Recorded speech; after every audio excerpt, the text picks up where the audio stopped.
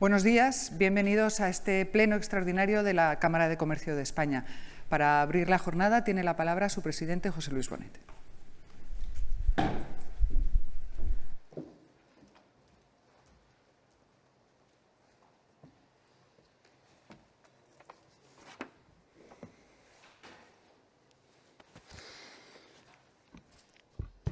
Vicepresidenta tercera del Gobierno y ministra de Asuntos Económicos y Transformación Digital, Nadia Calviño.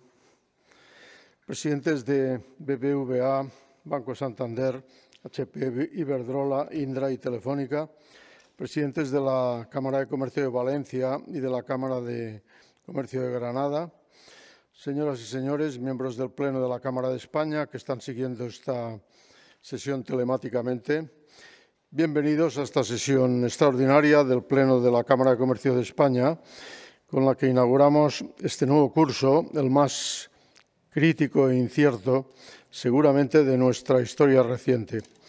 Gracias, vicepresidenta, por acompañarnos y gracias también por vuestra asistencia a los presidentes de las empresas y de las cámaras que participan en este acto. Son innumerables los desafíos que la sociedad española en general y las empresas en particular tenemos ante nosotros como consecuencia de la profunda crisis económica y social provocada por la COVID-19. Pero también es firme la determinación de superar esta grave situación por parte del conjunto de los españoles y muy especialmente del sector empresarial. Los empresarios hemos demostrado que estamos decididos a luchar para salir adelante y las cámaras de comercio, con la Cámara de España al frente, tenemos el sólido compromiso de apoyar y ayudar a nuestro tejido productivo y muy particularmente a las pymes de la mano de las grandes empresas como tractoras en el duro camino que nos espera. La lucha contra la pandemia ha puesto a prueba a la sociedad española y creo que esta ha estado a la altura, luchando unida contra el virus. Ahora queda lo más difícil, mantener esa unidad para hacer frente a la crisis económica y social que la pandemia ha dejado a su paso. Por ello, venimos reclamando al Gobierno y al conjunto de las fuerzas políticas altura de miras y capacidad de llegar a acuerdos en las cuestiones esenciales para hacer frente a las consecuencias de la pandemia. La presencia en este acto de los máximos responsables de las principales empresas españolas para compartir con usted, vicepresidenta, su visión de la situación actual y, sobre todo, las medidas que pueden contribuir a su superación, es una prueba de la buena disposición de las empresas para la colaboración con los poderes públicos. En la colaboración público-privada está la clave para salir airosos de este trance. Sin la participación decisiva de las empresas no habrá solución a la crisis. Hemos de hacer frente a la situación con decisión, coraje, determinación y visión de futuro, sin dejar a nadie atrás, velando por las personas, por supuesto, pero también por las empresas, que son la pieza clave para la recuperación, la creación de empleo y el crecimiento de la economía. En el corto plazo es fundamental extremar las medidas de seguridad e higiene para frenar el rebrote del virus y evitar nuevas restricciones a la actividad que pondrían en riesgo la necesaria recuperación de la economía española. Por ello, iniciativas como la aplicación Radar COVID, impulsada desde el Ministerio, son imprescindibles para mejorar las técnicas de rastreo que permitan controlar la expansión de la enfermedad. En el terreno económico nos parece prioritario mantener y ampliar algunas de las medidas que el Gobierno ha venido aplicando para luchar contra la crisis, tales como una nueva prórroga en la aplicación de los ERTE o la extensión de los periodos de carencia y amortización de los avales de ICO. También es necesaria la promoción de nuevos instrumentos y acciones que ayuden a las pymes a cumplir los compromisos financieros adquiridos para asegurar su viabilidad. Contar cuanto antes con unos presupuestos generales del Estado que respondan a las nuevas necesidades de las familias y las empresas es igualmente importante, no solo desde el punto de vista económico, sino también como demostración de estabilidad institucional que refuerce nuestra credibilidad hacia el exterior.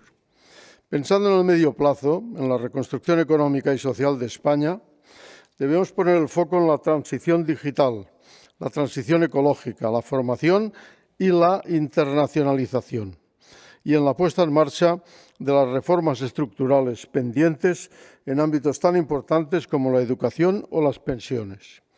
En los últimos 45 años, España ha dado un salto mayúsculo en desarrollo y bienestar basado en la estabilidad económica, política y social que ha traído consigo nuestro sistema institucional basado en la Constitución de 1978. Es cierto que la pandemia nos ha frenado en seco, pero también lo es que formar parte de Europa nos protege de la desgracia de una manera fundamental. Ahí están las medidas del Banco Central Europeo o los fondos del Plan de Recuperación. Pero sobre todo debemos tener claro que va a depender de nosotros, los españoles, convertir la crisis del COVID-19 en una oportunidad para que España dé un nuevo salto que nos permita modernizar nuestra economía y hacerla más competitiva, sostenible e inclusiva. Como ya he dicho, la salida de la crisis pasa inexcusablemente por las empresas grandes, pequeñas y medianas. Y nosotros, la Cámara de España y las 85 cámaras de comercio territoriales, tenemos que ser un instrumento de la Administración para la gestión de los fondos europeos de recuperación que a través del sistema cameral lleguen a todo el tejido empresarial. Vicepresidenta, sabemos que siempre has actuado con y para las empresas. Agradecemos el papel que has jugado, estás jugando y jugarás en el futuro. Sigue confiando en nosotros y cuenta con la Cámara de Comercio y el conjunto del sistema cameral para conseguir la recuperación de España. Muchas gracias.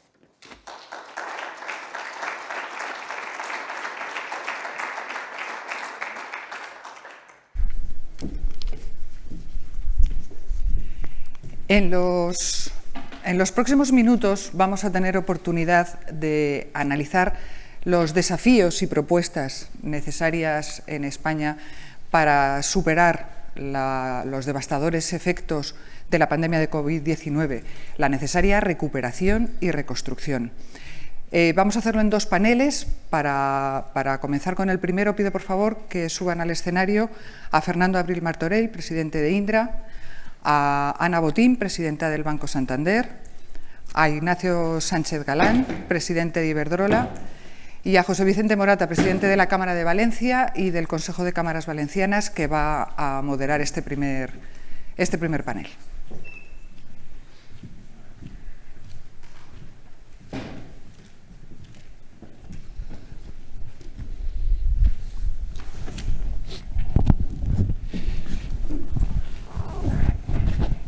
Nos quitaremos esto, digo yo.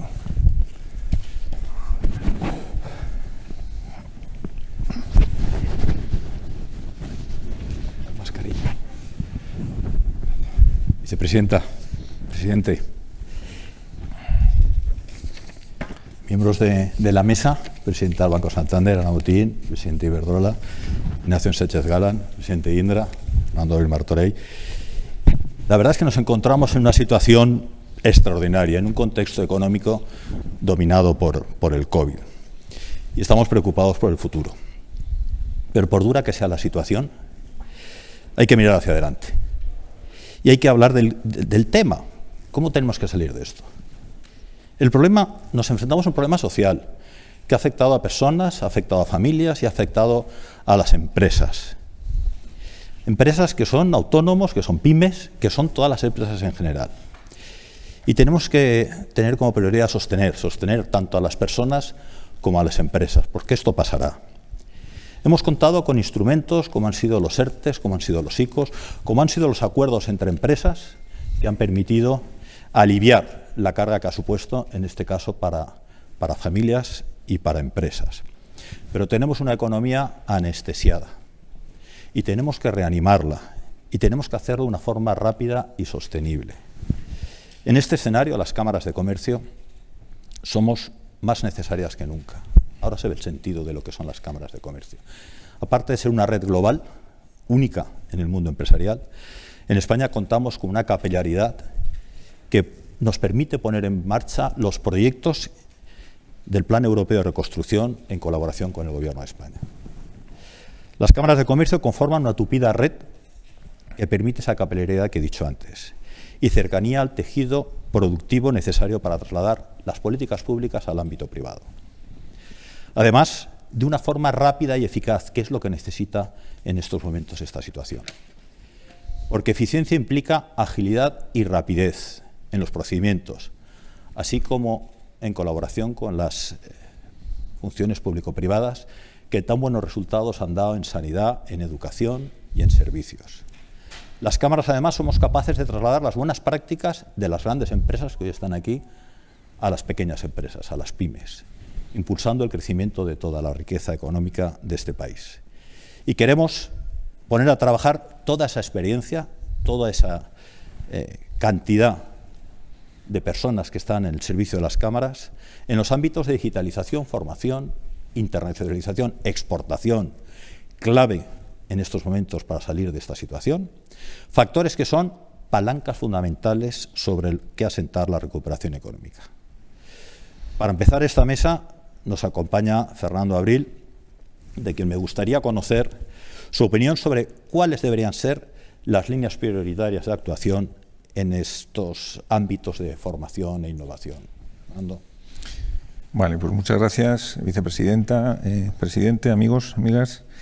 Bueno, claramente todas las medidas que ha habido que tomar para mitigar la crisis sanitaria y reducir el número de enfermos y víctimas pues han generado un coste alto, se ha interrumpido de forma abrupta y forzada pues la actividad económica, ha caído el PIB, casi todos los sectores económicos afectados, que han sido todos prácticamente, pues han tenido una contracción de la actividad, ha habido una debilidad de la demanda, se están difiriendo inversiones y proyectos, aún estamos no diría que en la plena crisis sanitaria, pero inmersos en ella, que esto se solucionará y se superará, y estamos en plena crisis económica con una caída de la actividad y, por tanto, de la renta de las familias, de las empresas y de la recaudación fiscal.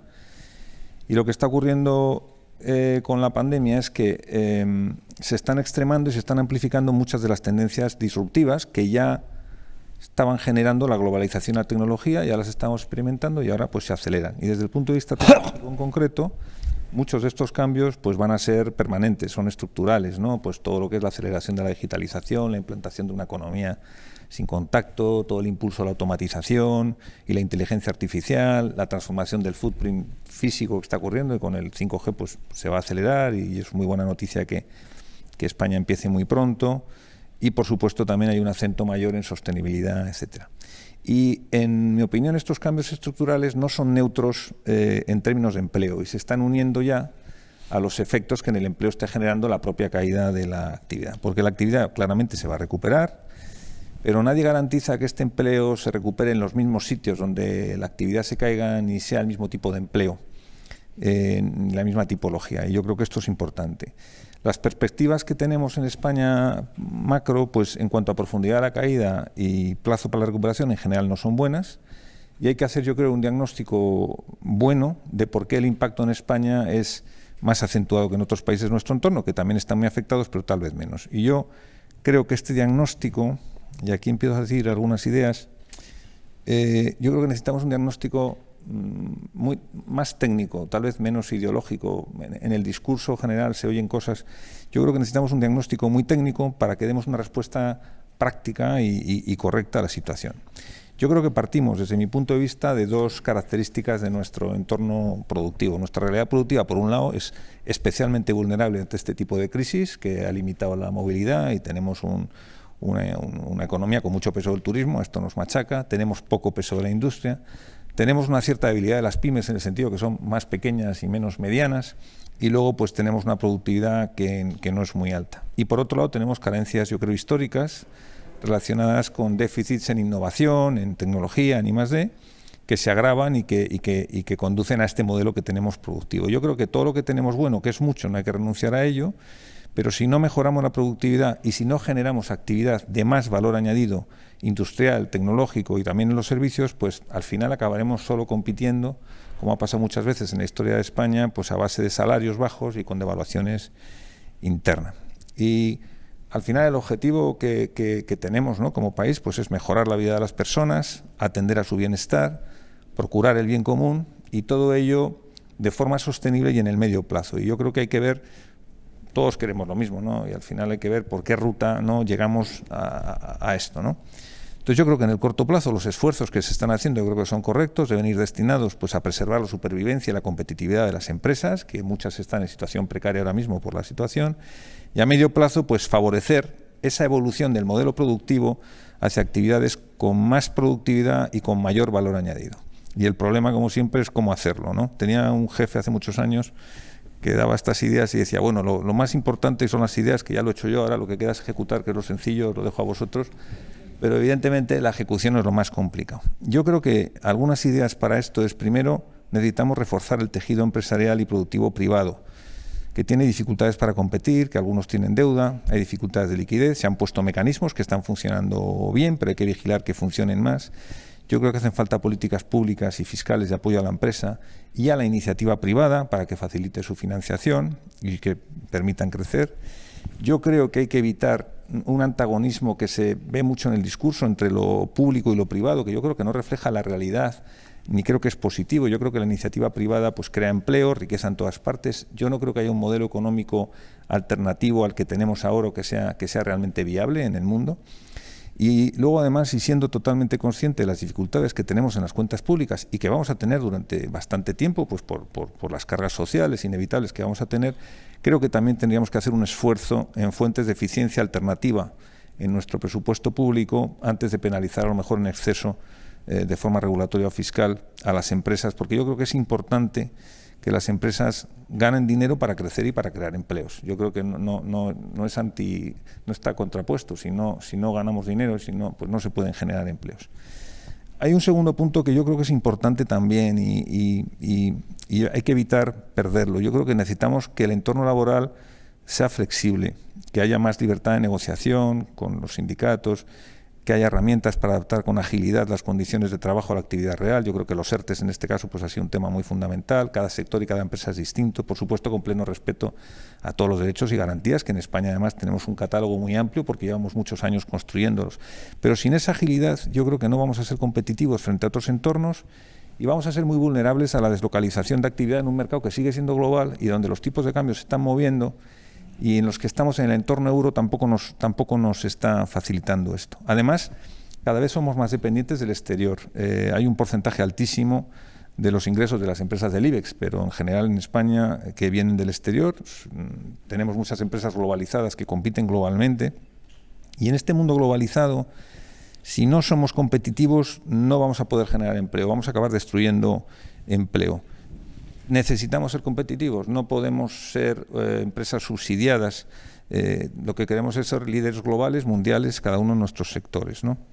Yo creo que es muy importante ahora mismo también el proyecto de salida de la crisis en el que está trabajando el Gobierno y en el que queremos y necesitamos colaborar todo. En este momento se está haciendo. Este plan es muy importante, tiene que ser un plan eficaz y solvente, que merezca la confianza y cuente con el respaldo de todos los socios que tenemos en la Unión Europea, que genere expectativas positivas en España y que también genere credibilidad, que la teníamos y la tenemos todavía en Europa. Creo que es muy importante para el futuro.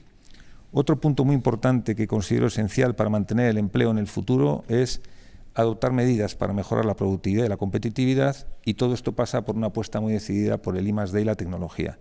Y en concreto, creo que tenemos una oportunidad, tenemos que apostar por impulsar la reindustrialización de España. Yo creo que la tecnología nos da una oportunidad de hacer un reset industrial, de partir un poquito desde cero. Hay otros elementos que tienen menos peso ahora frente a la tecnología y por tanto partimos de una base mejor. Y yo creo que en España podemos tener grandes activos y podemos aprovechar una oportunidad muy importante para recuperar e incluso volver a relocalizar actividad industrial.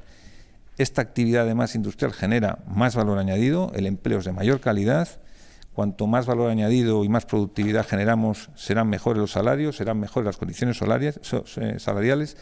Y además es un modelo económico y social mucho más resiliente ante crisis de este estilo que pueden repetirse, ¿no? Hay un tema muy importante en este aspecto, que es la estrategia digital que está en marcha y que ha lanzado el Gobierno, que yo creo que es fundamental, va a tardar en dar fruto porque no son medidas inmediatas, pero claramente apoyamos plenamente al Gobierno esta estrategia, porque la tecnología es clave en esto. Y las sociedades y economías, tenemos los ejemplos, ¿no?, que son más innovadoras, donde hay más stock de capital innovador y de tecnología, pues crecen más y están atrayendo mayor riqueza y están polarizando precisamente esa creación de empleo de más calidad a nivel global. Y por último, que era la pregunta que hacías. Bueno, yo creo que hay que adecuar los conocimientos y capacidades a las nuevas demandas con un impulso a la formación para el trabajo, pues que ayude a mejorar la empleabilidad y sobre todo que alargue la empleabilidad. Y en particular tenemos que facilitar que se creen las capacidades y que se desarrollen las capacidades pues, que son muy imprescindibles en la nueva economía digital, tanto en empresas como en el sector público. Y para esto yo creo que esto, aparte de tomar medidas que hacemos en las empresas, etcétera, yo creo que de verdad que hay que hacer un deep dive en esto. Creo que hay que revisar el modelo educativo y promover una adecuación en la formación, no solo universitaria, como la formación profesional. Tenemos que poner énfasis en los ámbitos STEM, que son los que fundamentalmente van a nutrir el ecosistema tecnológico, empresarial y emprendedor, y que van a ser, yo creo, un activo estratégico de cada país a largo plazo.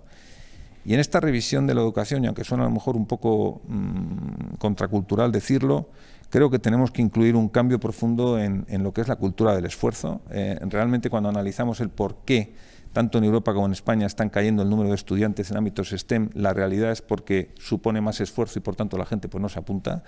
Y yo creo que esto es muy importante. En Asia esto lo tienen muy claro. Asia son países competidores nuestros a la hora del comercio mundial y esto funciona muy bien. Y en esta misma línea, y creo que es importante, en el discurso estamos ahora focalizándonos mucho, evidentemente no estamos solos, está Europa, el otro día lo decía el presidente de Gobierno, y los recursos de Europa nos van a ayudar mucho, pero yo creo que necesitando las ayudas de Europa, necesitando la involucración del Estado, creo que como país, como empresas y como ciudadanos también tendremos que trabajar nosotros más. Yo echo de menos en el discurso la necesidad del esfuerzo, diría que casi personal, para superar las dificultades, los sacrificios, ceder todos en posiciones que tenemos, atrevernos a dar cambios. Nadie va a hacer eso por nosotros, nos van a ayudar y va a ser fundamental, pero yo creo que esto tenemos también que concienciarnos. No quiero volver a la frase esta de Kennedy de que qué puedes hacer tú por tu país, pero da la sensación de que estamos todos esperando que el Estado no lo resuelva, que Europa no lo resuelva, que evidentemente es fundamental, pero yo creo que nosotros también tenemos que hacer algo. Y por último, para dar estabilidad a todas estas medidas que yo creo que superan con mucho una legislatura o un ciclo político, sería conveniente pues, un gran y amplio acuerdo nacional, pues, con la involucración de los diferentes agentes sociales, empresariales, políticos. Yo creo que aquí hay que tomar muchas decisiones, son complicadas, son arriesgadas, no puedes arreglar a todo el mundo a la vez, va a haber que asumir riesgos y además va a haber que actuar rápidamente, en algunos casos con prioridades claras.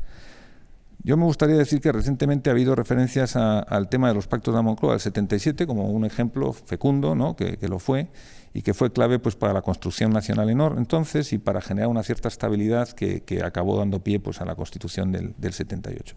Y en aquel momento la situación económica era muy difícil. Yo no sé comparar con la situación económica de ahora, que evidentemente en datos macros infinitamente peor la situación de ahora que la de entonces. Pero lo que sí que es verdad es que el punto de partida que tenemos hoy es muchísimo mejor que el que había en el 77. Hoy tenemos una situación social mucho mejor, tenemos pensiones, tenemos cobertura de desempleo, tenemos subsidios que nos cubren muchas necesidades, tenemos cobertura sanitaria, tenemos un sistema educativo que llega a todo el mundo, tenemos un entramado institucional fantástico y además tenemos la pertenencia a Europa que nos da muchísimo. Y por tanto, yo sí que creo que si entonces fueron capaces, hoy que tenemos mucho más que perder porque partimos de un punto de partida yo creo que mucho mejor, yo creo que esa experiencia colectiva que era patrimonio de todos pues se podía recuperar en la medida que sea y servirnos de modelo pues para dar un impulso estratégico y de estabilidad a esta transformación que nuestro país necesita y que es complejo de hacer y muy difícil, ¿no? Muy bien. Formación e innovación, prioritarios y pactos. Y pactos. Ana, bueno, como toda crisis hay una oportunidad. Entonces me gustaría saber tu opinión sobre los fondos europeos, cómo pueden ayudar no solamente a salir de esto, sino a transformar, a modernizar nuestro tejido empresarial. Sí, bueno, como Fernando ha hablado mucho de esto, a lo mejor yo voy a hablar de educación. Bueno. No, es una broma. Yo sigo pensando que estamos y tenemos que seguir trabajando a dos niveles. Y lo mismo nos pasa en las empresas, en los países, en Europa, en el mundo, ¿no? Uno es el tema urgente que sigue estando ahí, es decir, seguimos en una situación que quizás no es crítica sanitaria, pero sí que tenemos, o sea, no podemos, y ha habido ya un cambio en los comportamientos, entonces ese es un nivel, y el segundo nivel es la transformación y cómo aprovechamos la oportunidad, ¿no?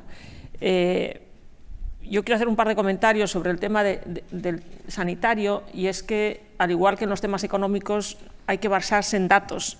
cada lunes nosotros revisamos, antes de ver las variables de crédito, de quién está en moratoria o no, revisamos los datos sanitarios, ¿no? Y yo creo que aquí en Europa podemos hacerlo mejor. Y realmente hay dos datos importantes en Europa, en muchos países, entre los que está España, y es que tenemos un número alto de contagios por cada 100.000 personas, lo que implica que hay que hacer más y mejor rastreo. De nuevo, aquí el radar COVID y estas herramientas hay que invertir más. Y quiero compartir aquí unos números que dio Larry Summers, un economista respetado en el mundo entero, que fue secretario de Estado en Estados Unidos, y unos números muy sencillos. Él calculaba que en Estados Unidos y en Europa es similar el dato por semana entre las medidas de liquidez y otras ayudas públicas para reactivar la economía. Estamos metiendo 80 billones de dólares o de euros, ya no me acuerdo cuál era la cifra, en la economía.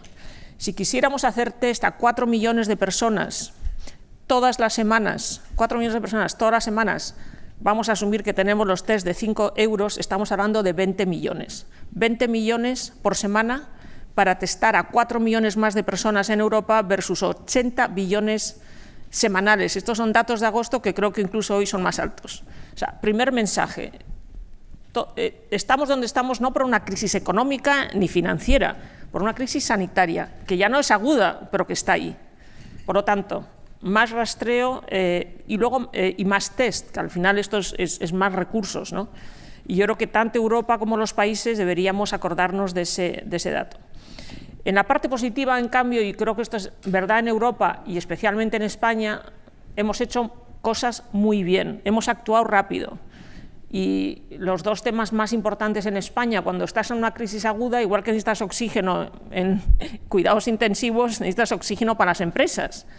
Y tanto los ERTEs como las líneas ICO han funcionado fenomenal.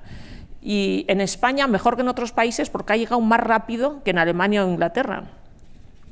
Hemos puesto menos, pero ha llegado más rápido. Al llegar más rápido, pues no digo que sea lo mismo, pero esto ha ayudado muchísimo. Y solo por dar un dato de los 100.000 millones del ICO, en nuestro caso hemos hecho 27.000 millones, y digo este dato porque ha llegado a 183.000 empresas. Es decir, ha llegado a muchísimas empresas pequeñas y medianas y muchísimas pequeñas, que es el tejido empresarial que tenemos hoy. En cuanto al tema ya más de medio plazo, pero quiero insistir que para salvar el medio plazo, si lo hacemos bien en el corto, necesitaremos menos recursos en el largo. O sea, no nos olvidemos de esto. Y que nos quedan, me decía la vicepresidenta, 12 meses, un poco es lo que está diciendo, creo que dijo Bill Gates ayer o algunos otros, vamos a asumir que son 12 meses. Cada empresa que salvemos ahora, que merezca la pena ser salvada, va a ser más fácil la recuperación después, ¿no?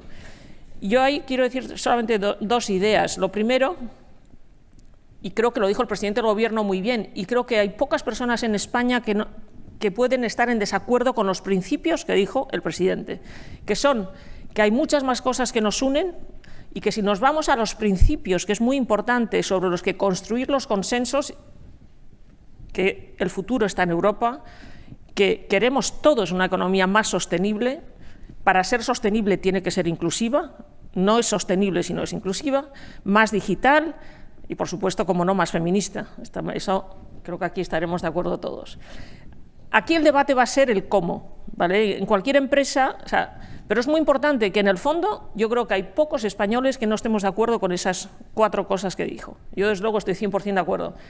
En el cómo se hace esto es donde tenemos que trabajar. Y aquí unas ideas, como yo lo veo, es primero que estos fondos europeos, pero también lo que hagamos a nivel país, que escojamos en cada sector proyectos que tengan un efecto multiplicador. Es decir, que por cada euro pues tengas un efecto más allá que esto, ¿no? Yo creo que aquí que tengan tracción, yo creo que el público-privado sin duda, pero público con público y privado con privado. Por ejemplo, Santander y Telefónica estamos trabajando juntos en un proyecto que está ligado a esto y hay muchas empresas que estamos colaborando en distintos ámbitos.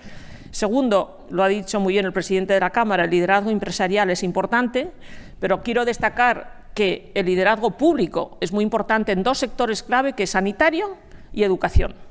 No me voy a expandir en educación, pero creo que es absolutamente clave. Y ahí estamos los privados a disposición del público. Pero creo que todos los proyectos que van a generar empleo, que van a pagar los impuestos, que van a pagar las pensiones, que van a hacer que los que menos tienen puedan estar incluidos, tienen que ser sostenibles, y esto al final es privado. La tercera idea es capilaridad. La diferencia de esta crisis con otras es que afecta muchísimo más a las pymes y mucho más a España relativo a otros países, porque tenemos sectores muy intensivos en mano de obra, que son inmobiliario, turismo y servicios. Bueno, y el cuarto, lo ha dicho Fernando y lo decimos todos, es la gobernanza, y entiendo que el Gobierno va a presentar, porque es muy importante la gobernanza para que haya responsabilidad y que se pueda seguir el efecto de estos fondos que se van a invertir. Yo quiero terminar con una idea que es para un sector, y quiero también enfatizar que hay muchos sectores, y Ignacio seguro que va a hablar del suyo. Este no es un sector de la banca, ni es un sector, porque en algún sitio dices el plan botín, no, este es un plan inmobiliario. Y quiero volver a enfatizarlo porque creo que, esto lo digo en inglés, it ticks all the boxes, ¿no?, de lo que son los principios del consenso. ¿Por qué creo que es importante? Y es verdad que estamos hablando, o sea, en el corto plazo, aunque hagamos un plan para el turismo, para la restauración, la gente no va a salir más porque es que no es posible. Entonces, hay sectores que van a generar empleo desde hoy y el inmobiliario es uno de ellos. Como vuelvo al tema de los datos y los criterios, en cuanto a datos, hay 3,5 millones de personas en España que alquilan y distintos estudios indican que 1,5 millones de esas personas les gustaría comprar. Si yo pregunto aquí cuántos de vosotros tenéis una casa y qué ilusión os hizo compraros la primera casa, yo creo que casi todos. Sin embargo, hay personas de 40 años hoy que no se lo pueden permitir, que les gustaría hacerlo. ¿Por qué tiene sentido esto y por qué genera inclusión y sostenibilidad en la economía? Porque si tú a 10 años, en vez de pagar un alquiler, te compras una hipoteca de cualquiera de los bancos españoles, que es muy barato, tú generas ahorro por 50.000 euros. Uno de los problemas que está generando la solución que se ha dado a la crisis de tanta liquidez es que el precio de los activos sube. Los que más tienen más todo el tiempo y los que no tienen activos tienen menos. Entonces yo creo que es muy importante, por supuesto, fomentar el alquiler, que te voy a contar, a las empresas nos interesa poder mover a personas y que haya alquileres. Poder fomentar la rehabilitación, pero creo que este programa, que insisto, no es un plan de la banca, sino es un plan del sector, debería estar ahí incluido, porque además de lo que he dicho, de que ayudará a que las personas puedan comprar casa, ayudará a fomentar el ahorro y al final es un coste muy bajo, porque lo que se necesita es una entrada y es generar esa demanda que hoy no hay, porque si nos preguntas a cualquiera de los bancos, hoy no hay demanda de crédito. Y es lógico, porque nadie sabemos qué va a pasar con la pandemia. Y sin embargo, hay demanda de poder comprar una casa y en vez de dedicar 500 euros al alquiler, dedicarlos a pagar una hipoteca. Y si se pudiera generar esa entrada inicial, que no costaría demasiado, pues yo creo que esto es una de las cosas que deberíamos valorar y que genera mucho empleo.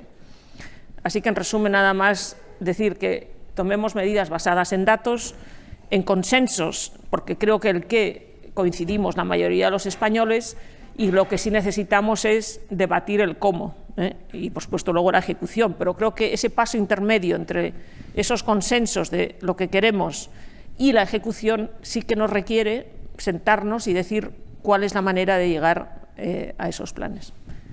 Muy bien, recursos finitos, por tanto hay que atinar, hay que ser muy exhaustivos. Y la construcción, que muchas veces ha sido demonizada, pero clave sobre todo para crear empleo rápido y que se pueda hacer con criterios sostenibles, claro, porque la construcción es de lo que más contamina, por cierto. Exacto. Digitalizar la pyme de la construcción, o sea, que es un proyecto que puede realmente cumplir con todos los criterios. Digitalizar, inclusión social, ahorro, generación de empleo hoy. Y de un empleo que en estos momentos es más necesario que nunca. Ignacio, transición ecológica verde, que es uno de los ejes vertebradores en estos momentos del plan de reconstrucción de la economía española. ¿Cómo puede ayudar a la economía verde a fortalecer esta situación? ¿Cómo podemos ayudar a través de esta economía?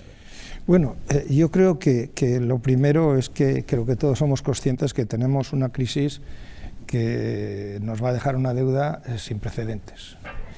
Este endeudamiento es algo que vamos a dejar para futuras generaciones y a mí me gustaría que además de dejarle el pasivo le dejáramos activos. O sea, que transformáramos, que lo que hiciéramos, lo hiciéramos bien. Y yo, que soy muy cuadriculado, creo que de las crisis se sale trabajando e invirtiendo. Los subsidios también, para minimizar a corto plazo los efectos de los problemas que existen, pero creo que lo ha dicho Fernando también, pero las crisis salen con esfuerzo, con trabajo y con inversión. Y esta crisis tiene un elemento diferencial en algunos casos, y es que es global, a todo el mundo le afecta igual, y todo el mundo tiene las mismas soluciones. Yo a lo largo de estos meses he tenido reuniones por vídeo con múltiples agentes de todo el mundo, y todas las soluciones son las mismas y por los mismos sitios. Entonces, creo que va a haber, y está habiendo una competencia tremenda de captar capital y captar talento, y digo las dos cosas.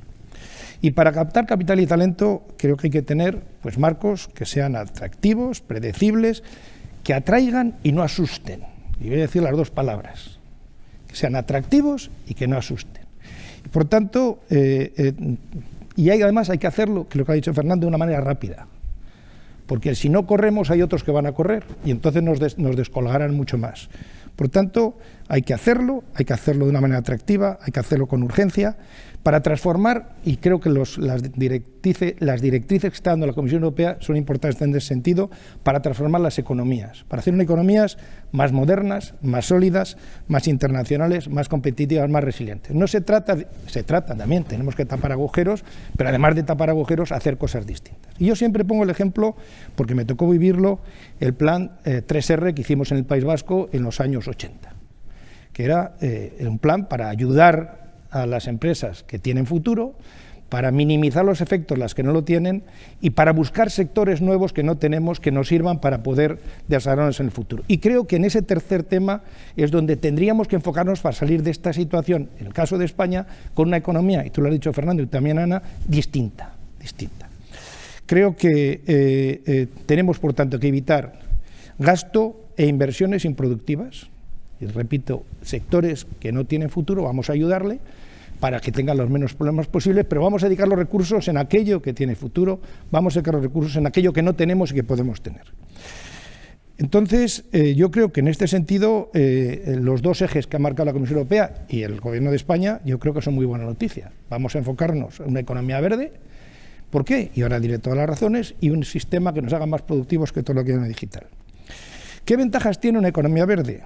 Pues yo creo, primero, lo ha dicho Ana, tiene un tremendo carácter transversal, afecta a muchísimos temas y a muchísimos sectores. Nos mejora la competitividad porque podemos producir energía más barata hoy que con las fuentes tradicionales. Segundo, nos va a mejorar sustancialmente la balanza de pagos. España importa por 40 a 50.000 millones de dólares todos los años de productos energéticos, podríamos hacerlo con cero. Reduce las emisiones en la contaminación. Estamos todos muy preocupados por los fallecimientos que ha habido, y es para estarlo con el COVID. Pero todos los años mueren 34.000 personas, según datos de la Agencia Europea de Medio Ambiente, en España como consecuencia de la contaminación medioambiental. Y hay cientos de miles de personas que tienen tratamiento respiratorio en los hospitales, que también llenan los hospitales a lo largo del año como consecuencia de las contaminaciones que tenemos. Tiene además un efecto tractor importantísimo. En sectores como la ingeniería, la construcción, la fabricación de bienes de equipo, servicios de máquina herramienta, etcétera, etcétera. Y según dice, y un tema importante, que muchos de todos estos temas se van a hacer en esa España vaciada, con lo cual tenemos un efecto adicional que podemos hacerlo no concentrándonos en las grandes urbes, sino haciéndolo en la España vaciada. Esto, según el Instituto de Estudios Económicos, dicen que, por ejemplo, el sector eléctrico, por cada empleo interno que generamos, hay 12 que generamos fuera. En todos estos sectores, digo, constructoras, Iberdrola, trabajan para nosotros en España 85.000 personas. Tenemos 10.000 dentro de la empresa, pero hay 85.000 que trabajan para nosotros permanentemente. Y esto es continuo. En el mundo tenemos 40.000 y trabajan 400.000. O sea, el efecto multiplicador es una realidad. Para el sector, por tanto, es una buena oportunidad, es un momento adecuado, nos puede hacer más competitivos, etcétera, etcétera.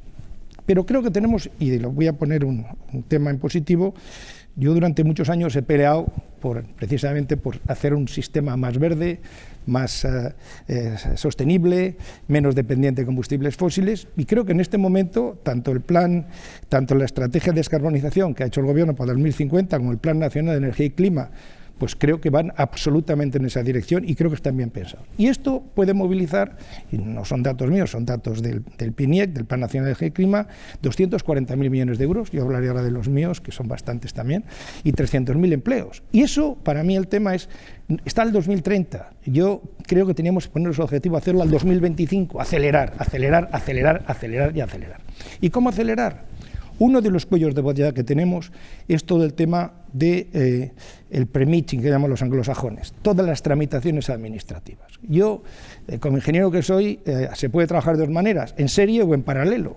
Y tenemos un sistema administrativo que trabajamos en serie. Haces un papel, hasta que no se apruebe el papel no pasa a la siguiente ventanilla, que a su vez hasta que no se aprueba la siguiente ventanilla no pasa a la siguiente. Digo yo, ¿por qué no se pueden presentar todos en las mismas ventanillas a la vez? Es verdad que en algunos casos haremos un trabajo innecesario, pero podremos adelantar todo ese tema.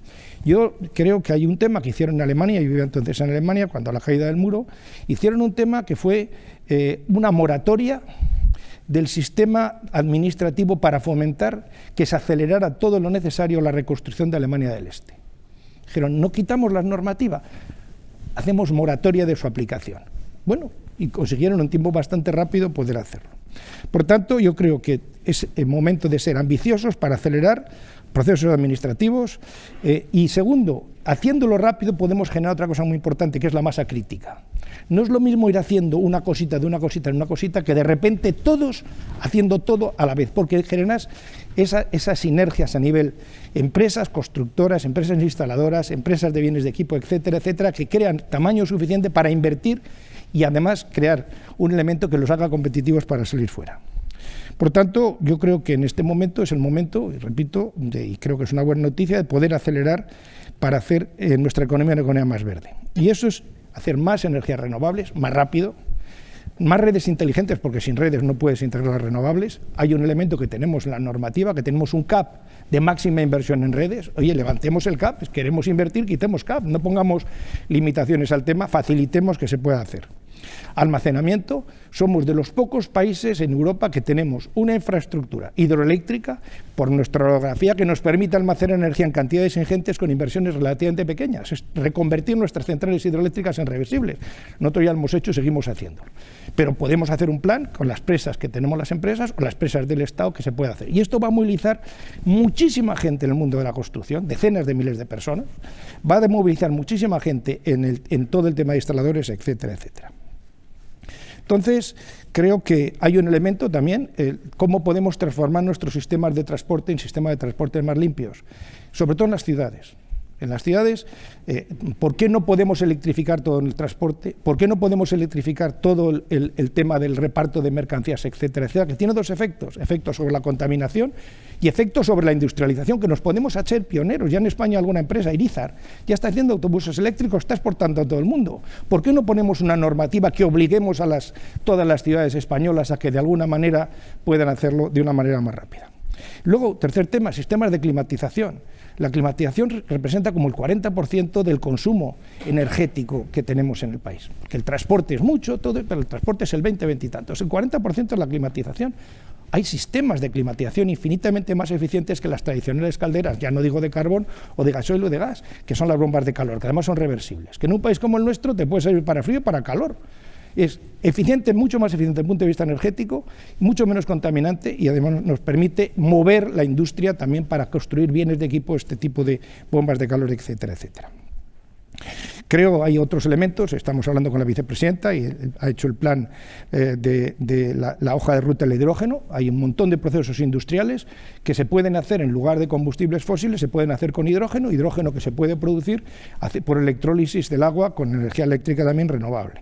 Por ejemplo, en fertilizantes, y uno de los elementos que quiero, y estoy hablando con Fertiberia, vamos a hacer la primera planta de hidrógeno por electrólisis dentro de una planta de Fertiberia para que todo el hidrógeno que consumen para producir amoníaco se haga en lugar de partiendo de combustibles fósiles por electrólisis del agua, ¿no?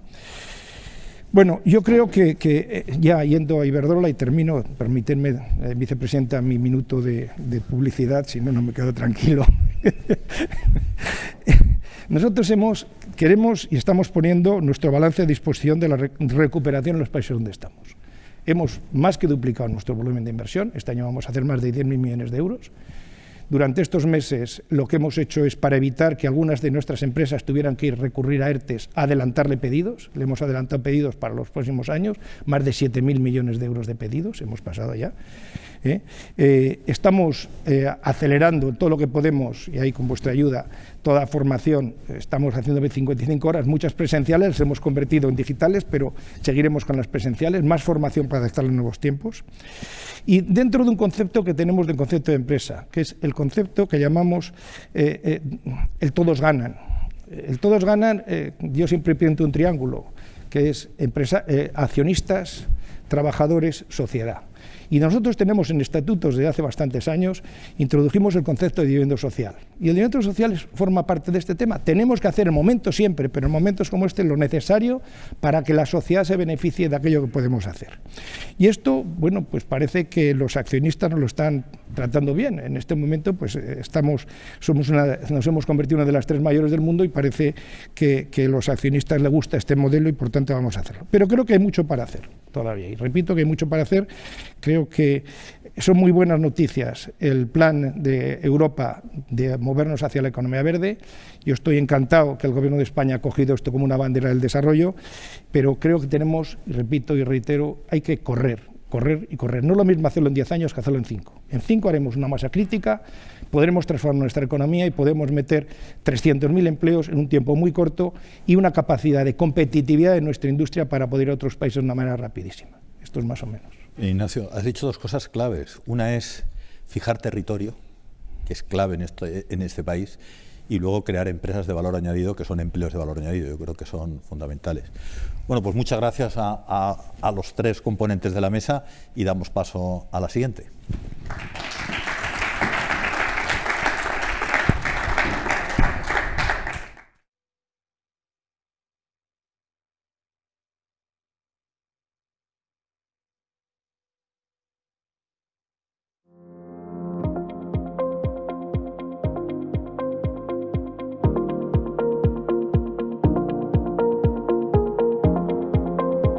Para las pymes, la digitalización es una cuestión de supervivencia, a la vez que una gran oportunidad para hacer frente a los retos que se les plantean.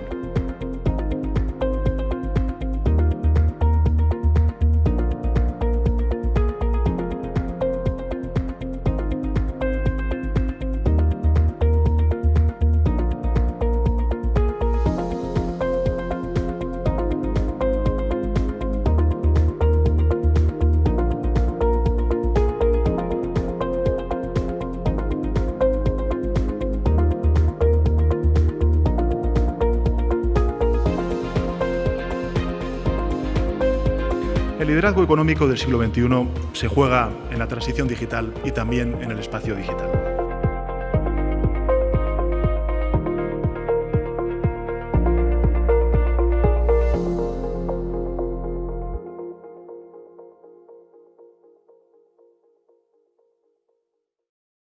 En este primer panel vamos con el siguiente. En él van a participar José María Álvarez Pallete, presidente de Telefónica, Carlos Torres Vila, presidente de BBVA. Va a intervenir en conexión telefónica, en videoconferencia, perdón, Elena Herrero, presidente de HP España, Portugal, Francia e Italia, y va a moderar el panel Gerardo Cuerva, presidente de la Cámara de Granada.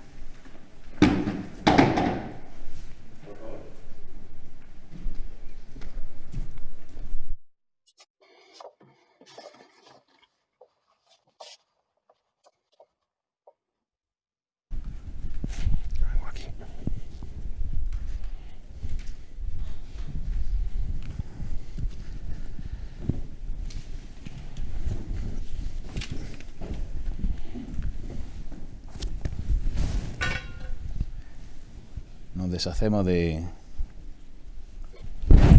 medidas de seguridad. Pues muchísimas gracias, vicepresidenta. Muy buenos días. Muchísimas gracias por estar aquí con nosotros. Es importante que estés con las cámaras de comercio en esta labor que intentamos hacer para el progreso de nuestro país. Presidente, muchísimas gracias por permitirme estar en esta tribuna y escuchar opiniones de personas con esa capacidad, con ese conocimiento, con esa visión y con esa estrategia de nuestro país. A los miembros de la mesa, querida Elena, que está fuera, José María, Carlos, no necesitáis presentación. Y yo soy un privilegiado, presidente, muchísimas gracias. Y también me gustaría hacer extensivo ese agradecimiento a todos los profesionales de Cámara España y todas las cámaras. Yo, que sabéis que también soy presidente de una organización empresarial, al final los empresarios, yo soy empresario y pasamos por estas organizaciones, pero agradecemos a los profesionales que todos los días estáis dándole sentido a estas organizaciones por el bien de nuestro tejido productivo y al final por el bien de nuestra sociedad. La mesa, habéis visto el vídeo de introducción en el que se habla de transformación digital, de esa transición digital. Ayer, el lunes, escuchábamos al presidente del Gobierno y Ana lo decía en su intervención. Ignacio también lo ha referido, en esos pilares básicos que el presidente del Gobierno ponía la recuperación de nuestro país. Y uno de ellos era la transición digital. La propia vicepresidenta del Gobierno ayer, en la inauguración del Congreso de AMETIC, de las tecnológicas, también lo decía, y de tu ministerio así lo es. Y a mí me gustaría una cosa que escuché en la presentación de la Agenda Digital 2025 en Moncloa. José María hizo una intervención y yo le dije, José María, qué bien has estado, me ha encantado, porque yo coincidir en mi pensamiento con alguien como José María Álvarez Pallete me hace que digo, coño, voy en el camino bueno. Yo creo y hablabas de las personas, y yo soy un fiel defensor, y con los equipos que yo trabajo con la transición digital, y fijaros que yo soy pyme, y que me considero pyme, y que hablo mucho con la pyme, y al final, si queremos triunfar en la transición digital, hay que acordarse de las personas. Si queremos de verdad, hay que acordarse de ese empresario, de esa empresaria que tiene iniciativa, de ese trabajador cualificado o no, de ese cliente, de ese proveedor. Al final hay que bajar a la esfera de la persona si queremos utilizar esa transición digital para algo esencial, como se ha dicho ya en la sala, de modernización de nuestra economía, de incremento de competitividad de nuestras empresas. Si queremos hacer algo con la transición digital, tenemos que bajar al escalón de la persona. Y acabo pues dando la importancia que las cámaras están haciendo relativo a la transición digital. Y lo hacen porque las cámaras de comercio han sido, y yo los considero, centro cultural de cultura empresarial, con más de 100 años en los que alrededor de la Cámara de Comercio se ha creado cultura empresarial, que ahora, en esta época, nos tenemos que acomodar y virar para subirnos al vector de la cultura de la transición digital, y que lo estamos haciendo. Se ha visto en el vídeo, Cámara de Comercio, Cámara de España y con su red cameral, con la Oficina de Transformación Digital, tienen un acceso a manejar y formar y colaborar con las empresas en los distintos programas. Aquí, yo se lo digo muchas veces a Inmaculada, se lo digo al presidente, desde CEPIME, y tengo que decir yo eso, hay que darse la mano y hay que incrementar ese trabajo que también hace muy bien las cámaras de comercio para llegar a la empresa en todos los programas. Y todo se resumía en esa iniciativa de transformación digital, de transición digital que el presidente exponía en el mes de julio, en el que a mí me gustaría que nos concienciáramos, vicepresidenta, porque hablar de transición digital sin, como decía el presidente en julio, tener claro que esa transición digital necesitará unas reformas estructurales, realmente será cantar, pero no el hay que, no conseguiremos hacerlo. Por tanto, hay que tener conciencia que si queremos de verdad implementar esa transición digital, tendremos que tocar reformas estructurales en relaciones laborales, en muchísimas cosas que tendremos que ser lo suficientemente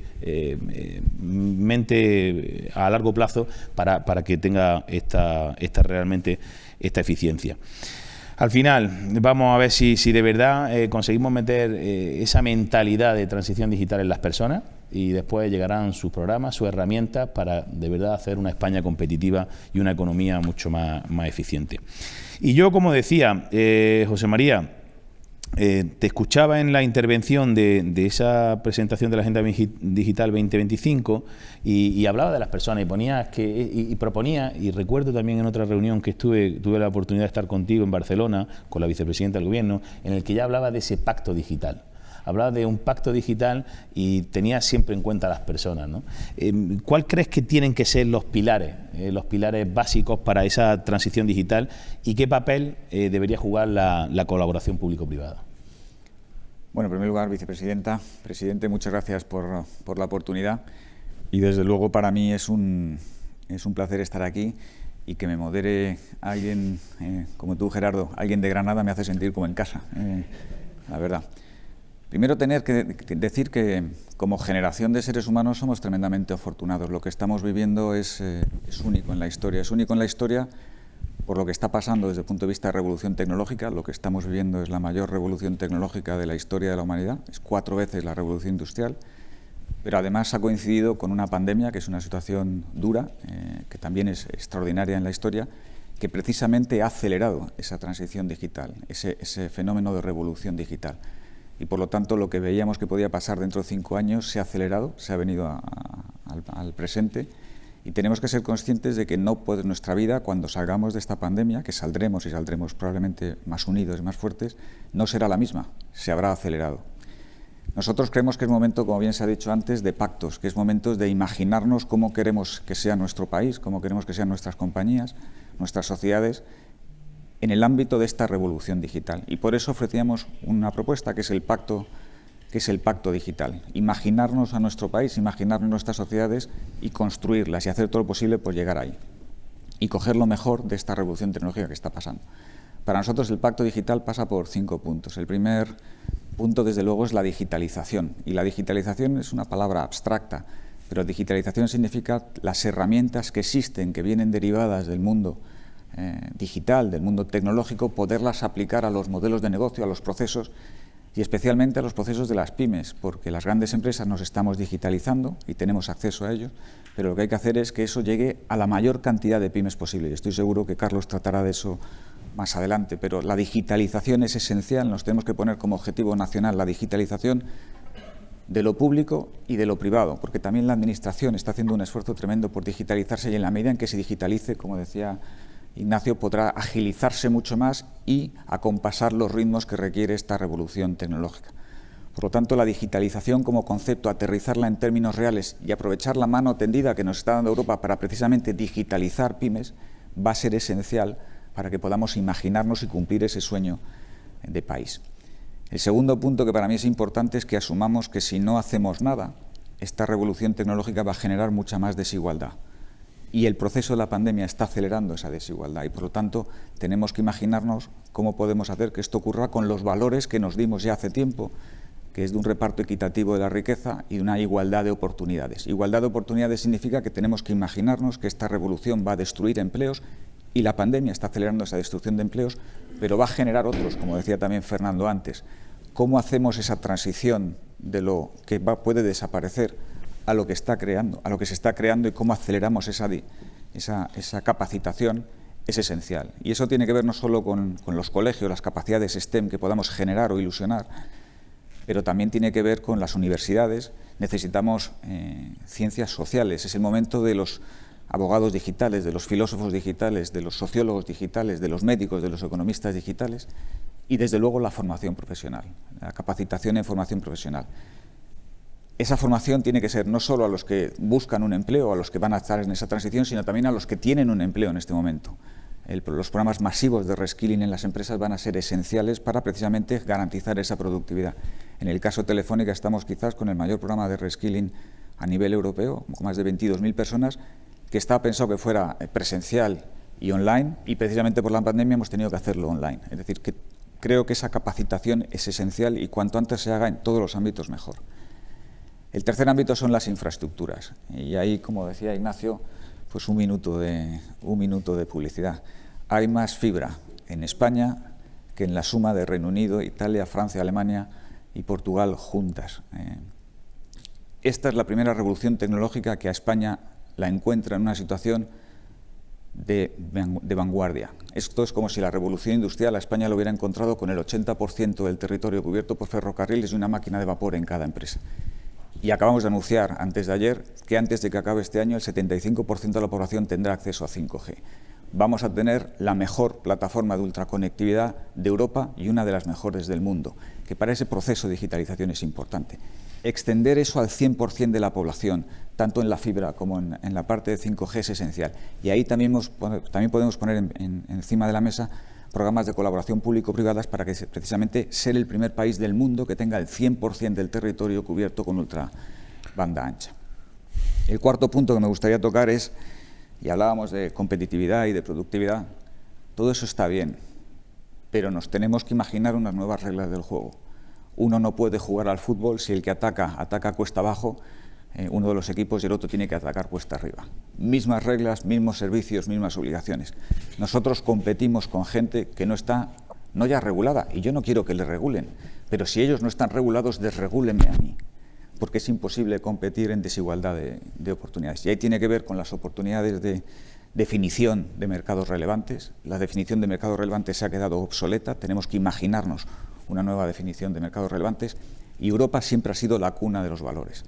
Europa puede ser pionera en establecer esas nuevas reglas del juego, porque es imposible competir, tener la productividad que tienen otros si se compiten con diferentes reglas del juego.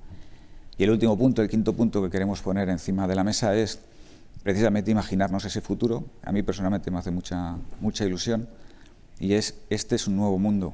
Ha surgido un nuevo factor de productividad que son los datos, pero nadie puede pretender que los datos sean gratis.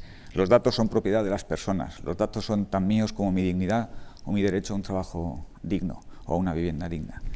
Y en estos momentos se están expropiando datos sin contrapartida o sin una contrapartida clara.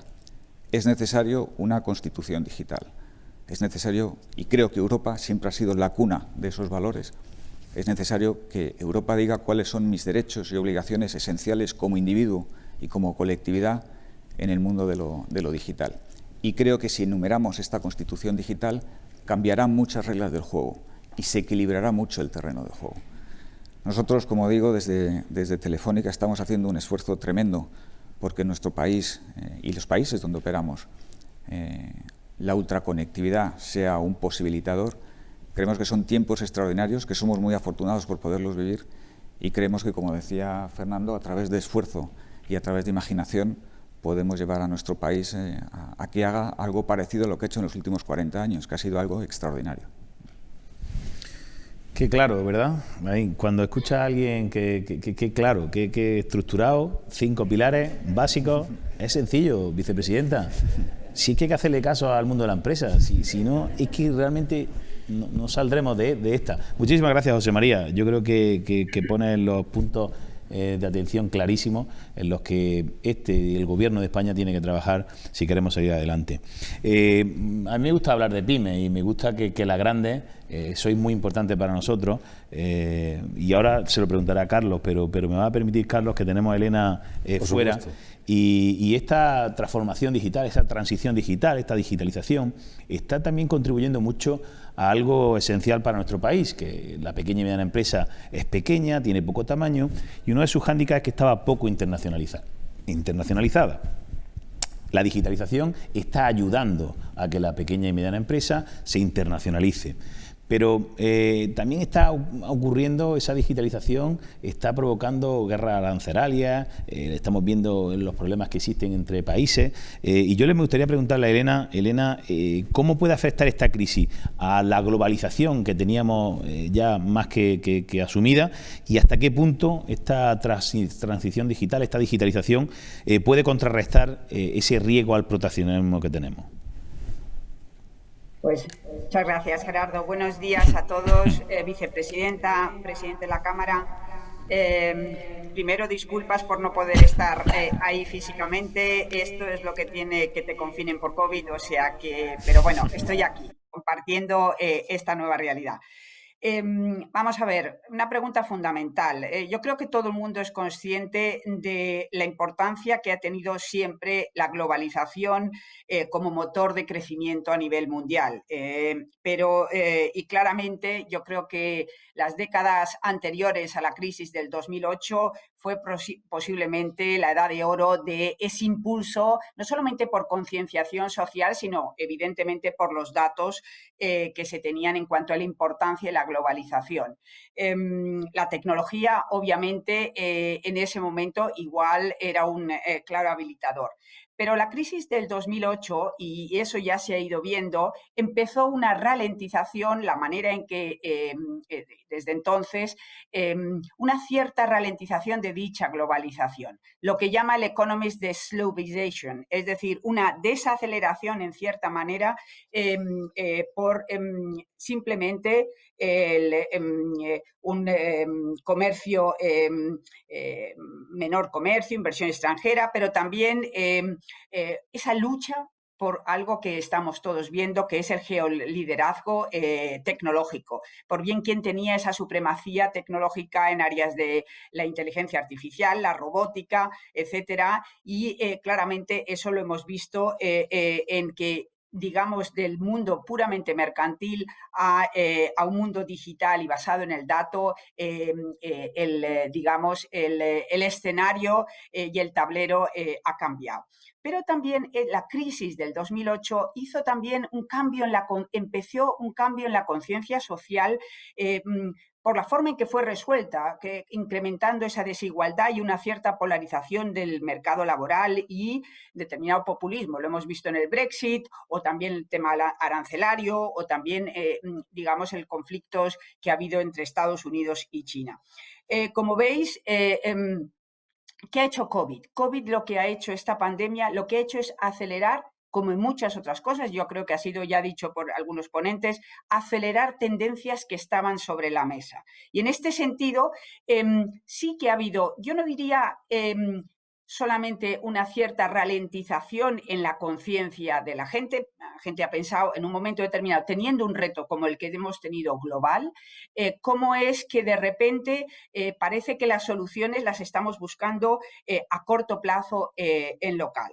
Es evidente que con todo lo que ha ocurrido con el confinamiento, la disminución de viajes, control de fronteras, transporte de mercancías, eso claramente bueno, ha influido de una manera importante. Pero como digo, también ha habido una concienciación pública. La gente le ha entrado miedo, ha creído que realmente no éramos suficientemente resilientes para realmente sobrellevar esta situación. Pero veámoslo desde otro punto de vista. A mi modo de ver, lo que ha ocurrido es la globalización.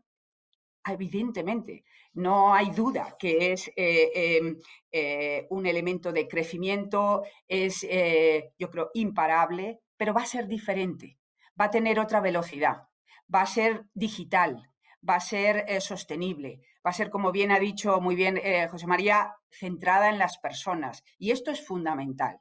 Ya lo decía el otro día escuchando una entrevista de Macron, decía, ha terminado la era de la globalización tal como la entendíamos antes. Y esto yo creo que es importante entenderlo porque tenemos un papel claro que jugar. Y aquí simplemente decir el papel que tienen las multinacionales y posiblemente multinacionales en el sentido, digamos, que tenemos en este caso para España, como yo digo, visión global, pero tenemos el corazón local, apostar por países y por los países para crear ecosistemas que ayuden precisamente a esas pymes o precisamente a esos ecosistemas y a esas redes es fundamental, no solamente desde el punto de vista de creación de empleo, de riqueza, pero también, por supuesto, de ese talento y esa competitividad y productividad que estábamos hablando.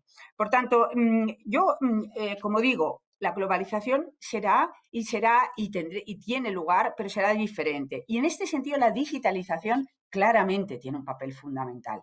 La digitalización es un habilitador, como bien se ha dicho, y por supuesto, va a suponer un freno a esas medidas proteccionistas que ocurren. Solamente hay que pensar en el comercio online, cómo ha crecido y está aquí para quedarse. Y es una oportunidad enorme para nuestras pymes en ese sentido. El uso del teletrabajo, de las nuevas fórmulas, la flexibilidad necesaria, evidentemente, como también de medidas laborales, como se ha venido a decir. El uso de los datos, fundamental una economía basada en el dato. No puedo menos estar de acuerdo con lo que se ha dicho en la privacidad y en el uso de esos datos y cómo realmente tenemos que tener una regulación clara sobre ellos. Pero no hay que olvidar, los datos no son locales, son digitales. Y esto ayuda también a la globalización y ofrece oportunidades.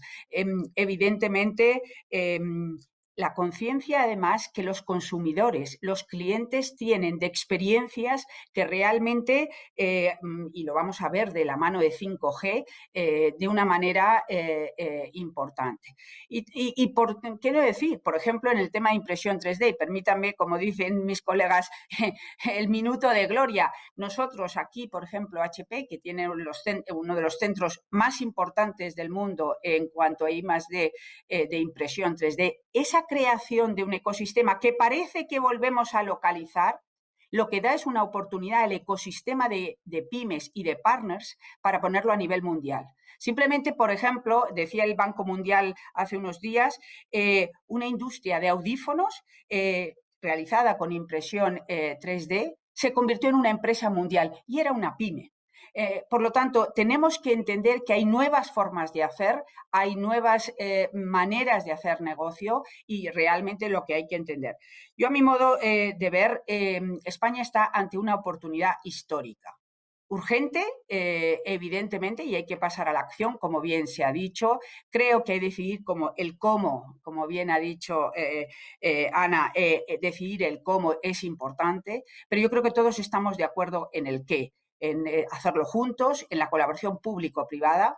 Como digo, las multinacionales estamos aquí absolutamente para llevar la bandera de España fuera, para realmente traer centros de excelencia y que formemos parte de esa red global y, por supuesto, en Europa, aprovechando ahora mismo la oportunidad que tenemos de esos fondos. Pero la digitalización, claramente, es la oportunidad que tienen nuestras pymes, sí las grandes empresas, pero nuestras pymes, de crecer en tamaño y de realmente formar parte de ese ecosistema global. Yo creo que es una oportunidad, como digo, importante y que debemos de aprovechar. Así que muchas gracias. Apuntamos, la pyme, tenemos que ayudar a la pyme para que se convierta en mediana, esa mediana en grande y nuestro tejido vaya creciendo.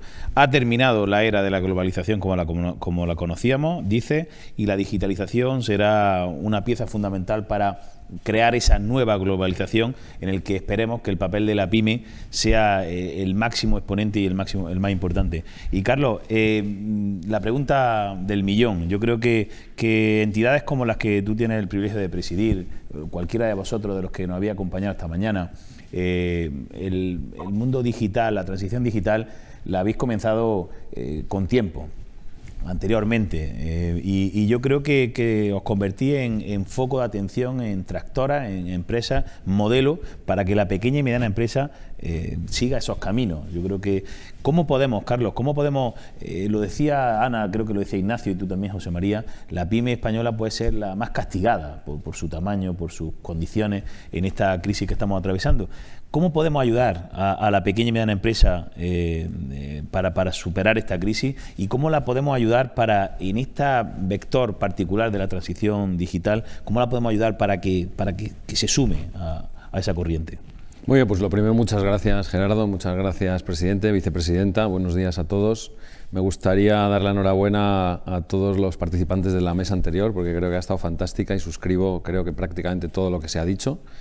Y también a José María y Elena, y siendo el último, quedan pocas ideas, voy a ser breve y voy a tratar de centrar el tiro, pero has hecho referencia al impacto, el castigo exagerado que tienen las pymes, los autónomos, como consecuencia de las restricciones que hemos tenido que asumir para controlar la pandemia. Yo creo que eso está muy claro que es así.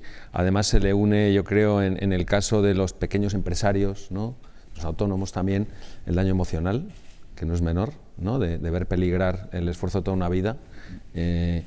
Y creo que la respuesta que se ha dado hasta ahora a corto plazo ha ido en la buena línea. En lo emocional, desde luego, nosotros hemos puesto muchas grandes empresas, los bancos, que tenemos una red de gente que ha estado cerca, con llamadas de cercanía, no solo con lo digital, también personalmente dando ese apoyo emocional en lo que hemos podido, y luego en las medidas que se han llevado a cabo de apoyo, tanto los ERTEs, que han sido muy efectivos para preservar el empleo y evitar que haya un daño más permanente, como otras medidas, las líneas ICO que también se han mencionado, han ayudado enormemente a que no se rompiera la cadena de pagos y a que necesidades de financiación de liquidez de corto plazo pues no generaran un daño más permanente. Creo que ahí el papel también de la iniciativa privada ha sido muy importante, de los bancos, no solamente amplificando, este concepto es importante, haré referencia a él luego, no solamente amplificando el efecto del dinero público con dinero privado, que creo que las líneas ICO es un ejemplo clarísimo y creo que lo tenemos que hacer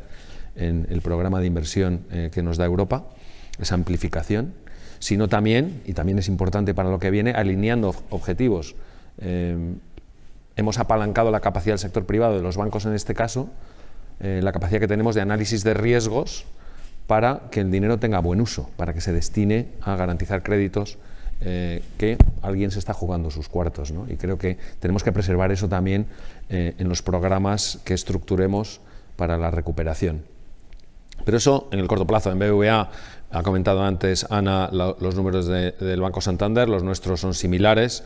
En España, por ejemplo, pues hemos otorgado crédito por 20.000 millones bajo las líneas ICO, y en todo el mundo hemos ayudado también con ayuda de alivio, ¿no? de moratoria, de retraso en el pago a pequeñas y medianas empresas, pues a más de 130.000 por importe de 3.500 millones de euros en todo el mundo. A partir de ahora, mirando más en el medio y en el largo, las ideas que se han dicho antes, como digo, las suscribo todas. Estamos en un momento de hacer más competitivo el entramado empresarial español. Y claramente las pequeñas y medianas empresas suponen 2/3 del empleo y es donde tenemos las carencias mayores, también se ha dicho antes, y por tanto es donde creo que tenemos que poner el foco. Las líneas también se han dicho muy claramente en torno a un desarrollo inclusivo y sostenible y un modelo productivo que abrace las nuevas tecnologías. Yo hablaría no solo de transición, sino quizá deberíamos utilizar un sustantivo más potente que la transición, que parece que las transiciones van a un ritmo que ahora necesitamos impulsarlo aceleradamente, o sea que es abrazar de una manera acelerada todas estas tendencias que hemos comentado, inclusión, diversidad, sostenibilidad y el cambio de modelo productivo hacia las nuevas tecnologías. Lo ha dicho Elena ahora justo, la pandemia, una de las lecciones que nos deja es las ventajas que tiene la digitalización. Nos ha permitido, por ejemplo, a nosotros dar servicio a nuestros clientes cuando más lo necesitaban y además un asesoramiento de mayor calidad, basado en datos y cada vez con mayor valor añadido, precisamente porque los datos te permiten dar ese mayor valor añadido. Y lo ha dicho también Elena, que hemos visto cómo ha habido una adopción masiva del comercio electrónico, del consumo de servicios, entretenimiento, telemedicina y demás, que enseñan a las claras las ventajas que tiene la digitalización. Y para cualquier pyme, pues tiene que estar como prioridad, creo, pues casi número uno, más allá de las carencias o de los retos y desafíos inmediatos del COVID, lo que tiene que estar pensando es cómo se transforma, porque la digitalización no solamente te permite acceder a más mercado, dar mayor valor añadido a tus clientes, sino que te permite abrir un mundo que hasta ahora al que era muy difícil acceder.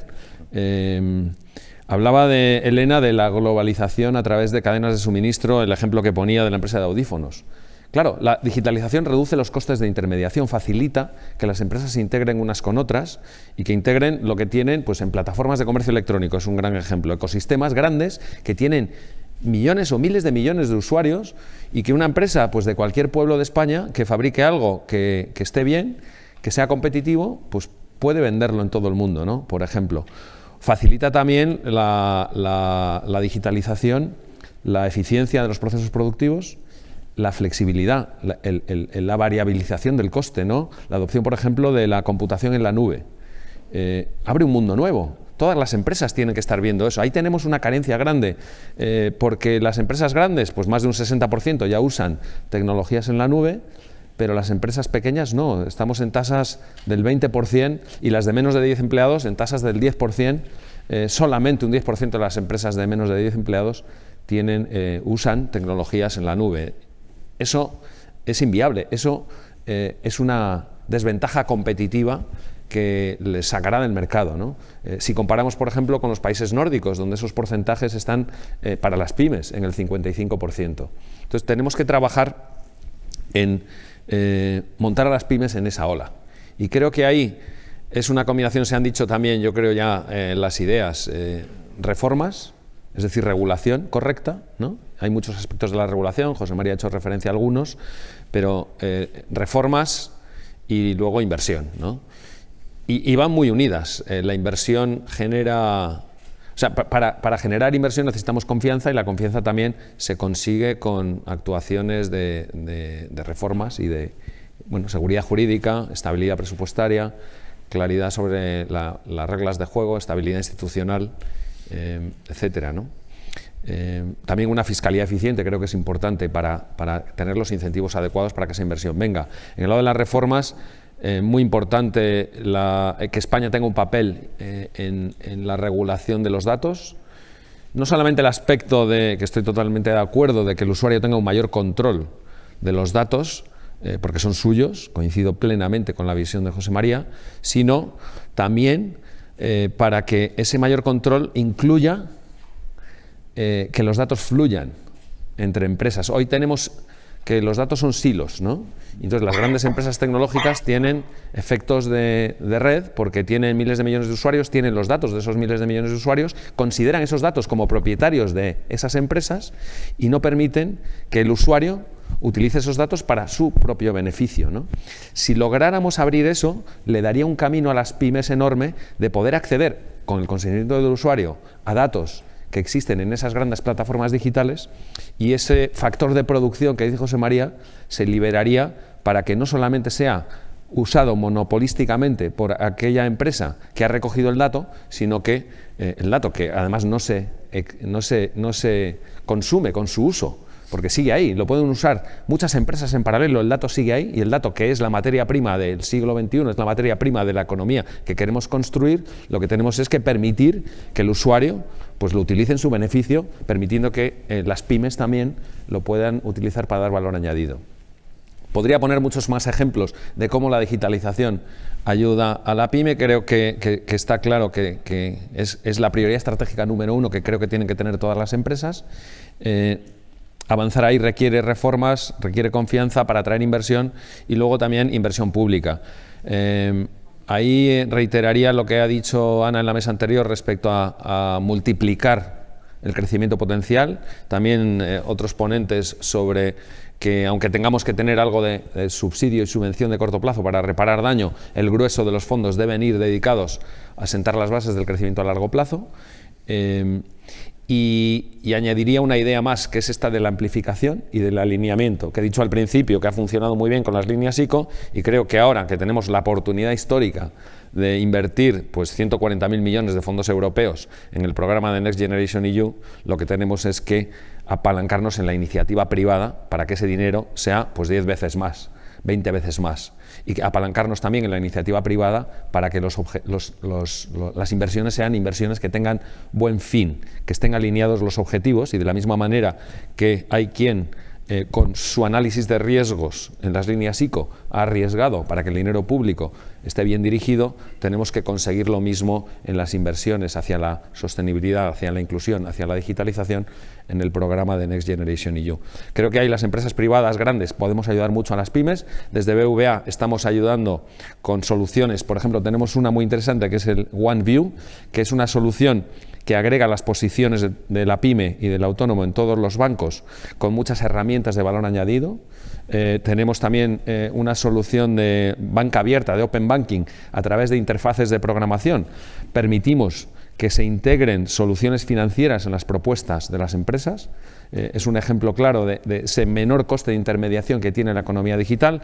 Tenemos también, recientemente hemos lanzado una plataforma de conocimiento, compartiendo conocimiento, donde empleados de BVA y otros expertos analizan los retos que tienen las pymes en la digitalización y proponen soluciones, y creo que todos juntos pues podemos tener un impacto grande. Y desde luego también, vicepresidenta, como ya le reiteré en la apertura del curso de la Menéndez Pelayo el otro día en el acto de la PIE, puede contar con BBVA para esta agenda ambiciosa de transformación de España en el largo plazo.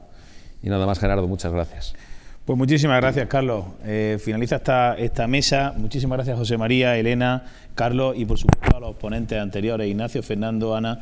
Muchísimas gracias por compartir con Cámara España, con las cámaras de España, vuestra certera, vuestra formada visión de la situación en la que estamos y por dónde podemos caminar. Y me quedo con esto último, Carlos, porque me ocupa y me preocupa esa colaboración, esa empresa grande tractora de la pequeña.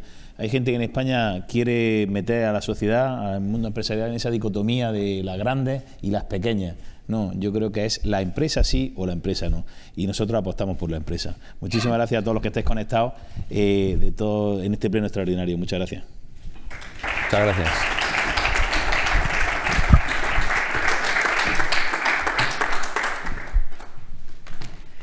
Muchas gracias a los 8 panelistas, presidentes y presidentas. Estamos terminando ya. Tiene la palabra para clausurar la jornada la vicepresidenta tercera del Gobierno y ministra de Asuntos Económicos y Transformación Digital, Nadia Calviño.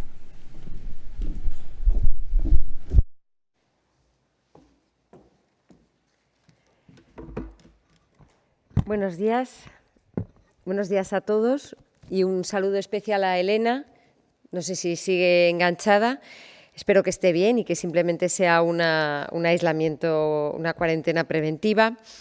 Bueno, es un verdadero placer poder participar en esta sesión extraordinaria del plenario de la Cámara de Comercio y haber podido conversar, haber podido participar activamente en esta clausura, pero sobre todo haber podido escuchar las distintas ideas y sugerencias y reflexiones que han compartido los muy interesantes paneles que se han organizado, así que enhorabuena por la agenda y por la organización. Y además, yo creo que estamos en un momento en el que es absolutamente imprescindible hablar, escuchar, atender y llegar a identificar dónde están los elementos que pueden servirnos para salir lo antes posible y lo mejor posible de esta situación.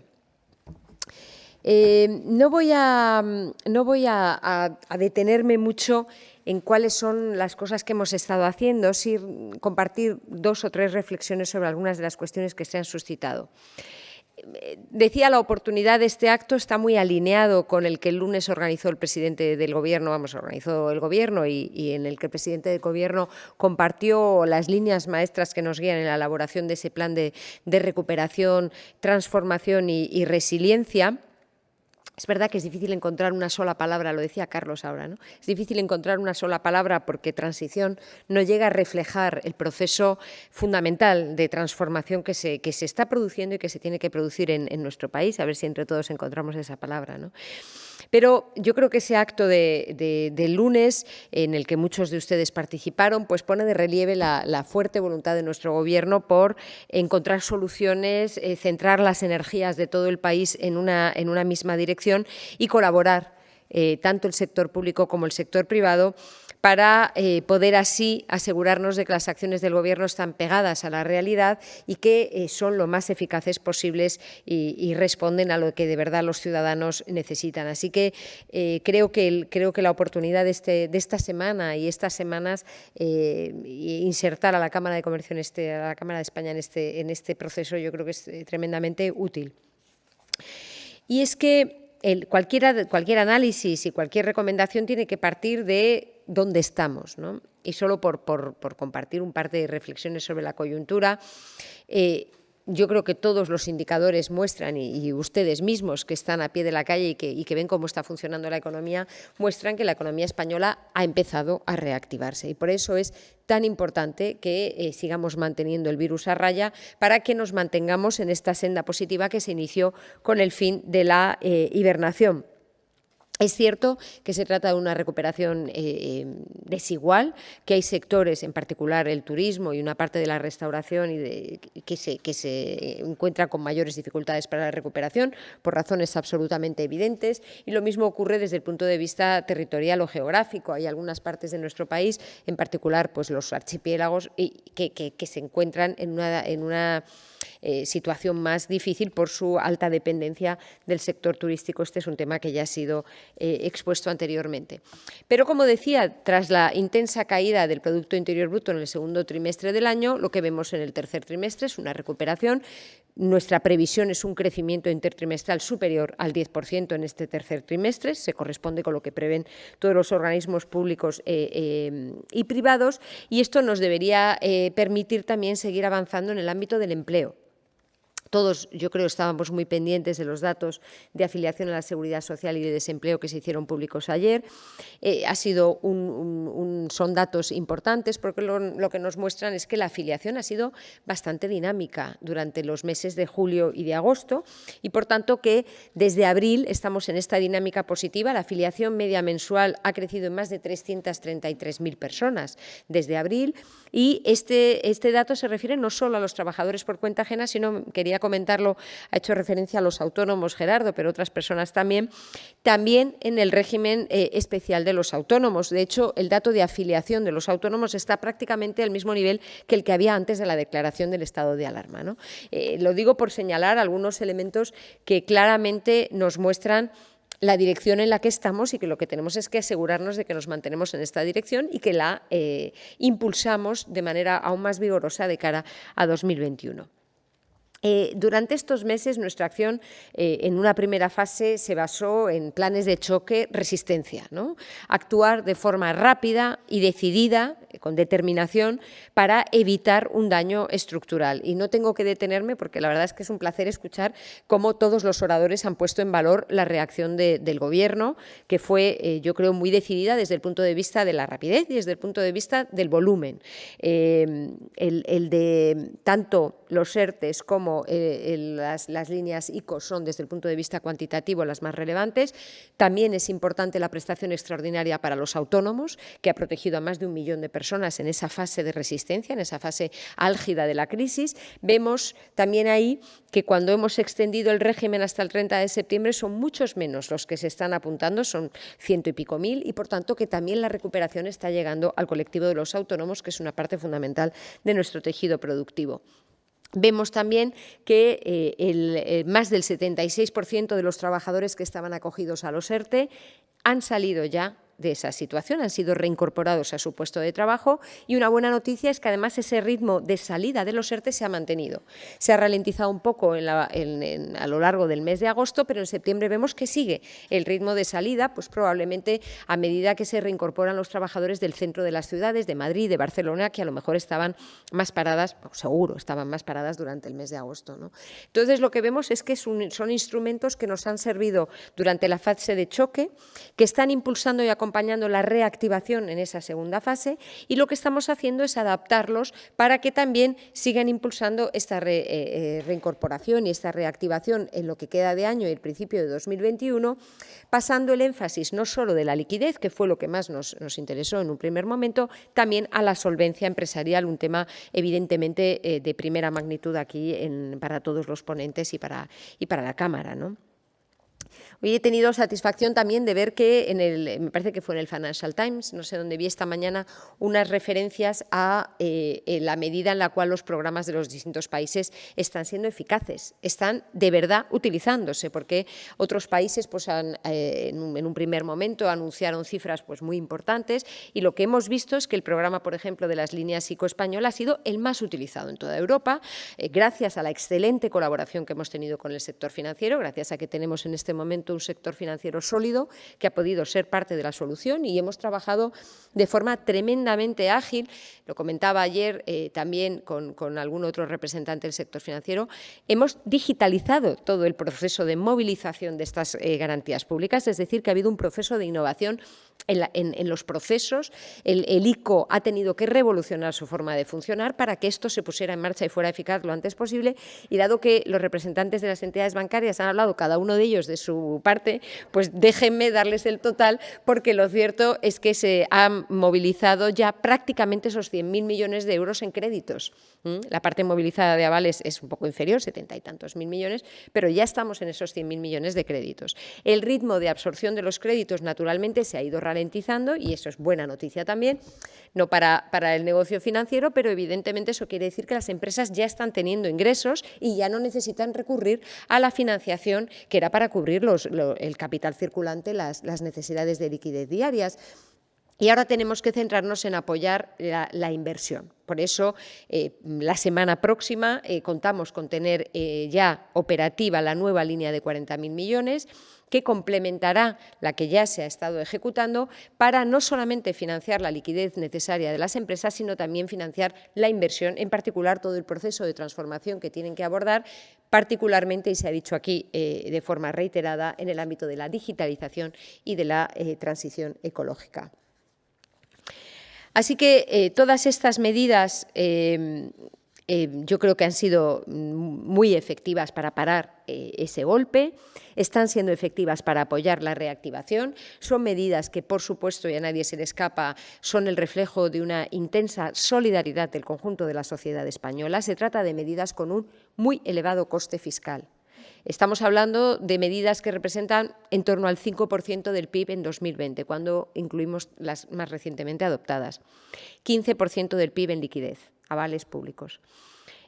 Otro tipo de créditos que no se han instrumentado a través de avales, como por ejemplo los de la línea Thomas Cook para el sector turístico que pusimos en marcha inmediatamente. Es decir, que se trata de un importante coste fiscal. Creo que fue, ¿no?, que lo comentaste tú, este tema, o alguno de los ponentes ha hablado de la necesidad de asegurarnos que, dado que va a aumentar la deuda pública, como sociedad, lo dijiste tú, Ignacio, como sociedad tenemos que asegurarnos de que las inversiones dejan un mundo mejor para nuestros hijos, ¿no? Que haya una equivalencia entre los activos y los pasivos, desde este punto de vista que me parece fundamental de la justicia intergeneracional. Pero más allá de estas cifras, del 5%, el 15%, yo creo que el contrafactual, ¿no? ¿Qué hubiera pasado si lo que nos lleva es saber que hemos evitado una caída del Producto Interior Bruto que hubiera superado el 25% en el año 2020? Que hemos evitado la destrucción de más de 3 millones de puestos de trabajo. Es decir, que hemos hecho, yo creo, como sociedad, colectivamente, lo correcto para tratar de minimizar el daño estructural y contar con una base fuerte para la recuperación.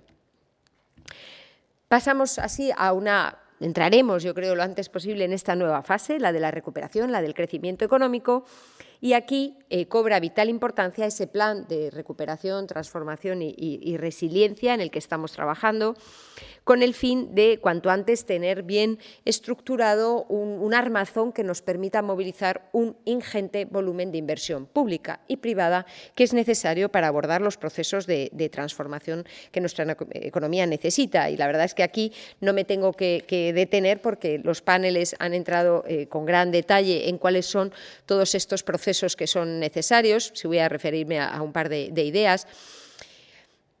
Pero antes de entrar en ellas, creo que es importante un punto que el presidente de la Cámara ha dicho, José Luis, has estado, yo creo, muy atinado al decir, estar en Europa nos protege. Yo creo que en este momento, más que nunca, somos conscientes de lo importante que ha sido formar parte de la Unión Europea y disponer de todos los instrumentos que nos están proporcionando la estabilidad financiera necesaria para tomar estas decisiones y la fortaleza para afrontar los retos que ya no son de futuro, son retos de presente.